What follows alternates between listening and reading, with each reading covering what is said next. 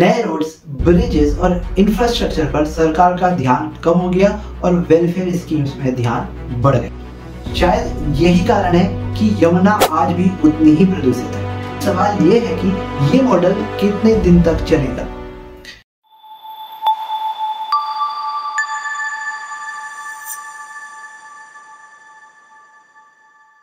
नमस्कार दोस्तों, वीडियो शुरू करने से पहले मैं ये क्लियर करना चाहता हूँ कि ये वीडियो ना तो किसी के फेवर में बनाया गया है और ना ही किसी के अगेंस्ट। इसमें बस कुछ कंसर्न्स हैं जो मैं आपके सामने रखना चाहूंगा। सबसे पहले बात करते हैं कि दिल्ली की सरकार का पैसा कहाँ जा रहा है।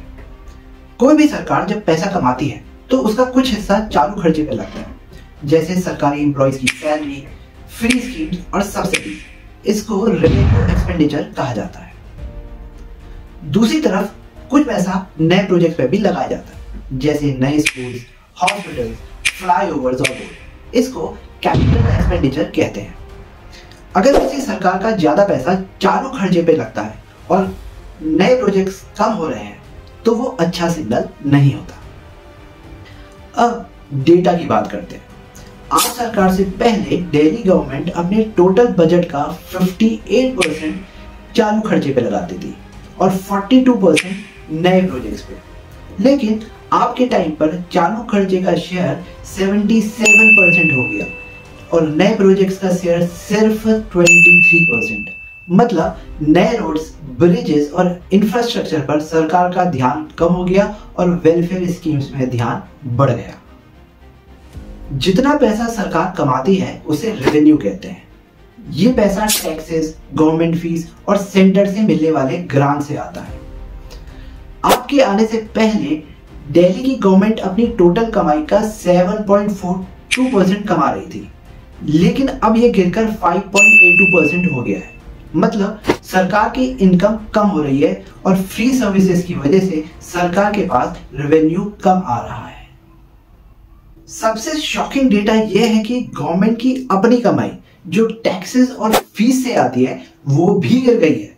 पहले ये 5.85% थी, लेकिन अब सिर्फ 4.84% ही रह गई है। नेट टैक्स रेवेन्यू मतलब गवर्नमेंट की सर्विसेज से आने वाला पैसा पहले 0.85% था, जो अब सिर्फ 0.10% रह गया है। मतलब फ्री बिजली, पानी और बसेस की वजह से गवर्नमेंट की इनकम बहुत ज्यादा गिर गई है और ये एक वार्निंग साइन हो सकता है। आप सरकार का सबसे बड़ा क्लेम है कि एजुकेशन और हेल्थ पे बहुत सुधार हुआ है। गवर्नमेंट ने नए स्कूल्स और मोहल्ला क्लिनिक्स बनाए हैं, जो सच भी है, लेकिन जो नंबर्स हैं वो कुछ और कह रहे हैं। एजुकेशन और हेल्थ पर खर्चा जरूर बढ़ा है, लेकिन सिर्फ 0.08% और 0.06% का ही इंक्रीज हुआ है। मतलब जो बड़े बड़े क्लेम्स किए जा रहे हैं वो उतने इम्पैक्टफुल नहीं दिख रहे। बाकी एसेंशियल सेक्टर्स जैसे रोड, वाटर सप्लाई, सैनिटेशन और अर्बन डेवलपमेंट पर खर्च एक्चुअली कम हो गया है। रोड्स और ब्रिजेस का बजट सबसे ज्यादा काटा गया है। मतलब गवर्नमेंट फ्री स्कीम्स पर ज्यादा ध्यान दे रही है, लेकिन लॉन्ग टर्म डेवलपमेंट प्रोजेक्ट्स पे कम। शायद यही कारण है कि यमुना आज भी उतनी ही प्रदूषित है। एक चीज जो आप सरकार अच्छी तरह से मैनेज कर पाई है वो है दिल्ली का डेट।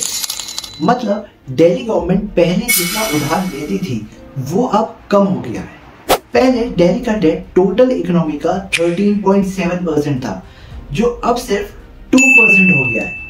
ये एक इम्प्रेसिव अचीवमेंट है, लेकिन इसका दूसरा साइड यह है कि डेट कम करने के चक्कर में नए प्रोजेक्ट्स पर खर्चे भी कम हो गए हैं।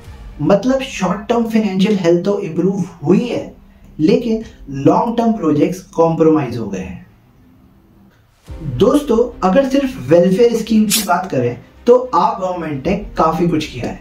फ्री बिजली, फ्री पानी और फ्री ट्रांसपोर्ट से कई लोगों को फायदा भी मिला है, लेकिन सवाल यह है कि ये मॉडल कितने दिन तक चलेगा।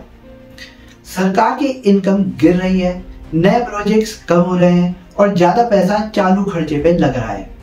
अगर ये ट्रेंड ऐसे ही चलता रहा तो आने वाले समय में इंफ्रास्ट्रक्चर और सर्विसेज पे असर पड़ सकता है। तो क्या आपका मॉडल दिल्ली के लिए सही है या सिर्फ शॉर्ट टर्म रिलीफ है? ये आपको डिसाइड करना है। कमेंट सेक्शन में जरूर बताएं कि आपको क्या लगता है, क्या आपका मॉडल सस्टेनेबल है या नहीं। और हाँ, अगर आपको ये वीडियो पसंद आया हो तो इसे लाइक, शेयर और सब्सक्राइब करना ना भूलें। धन्यवाद।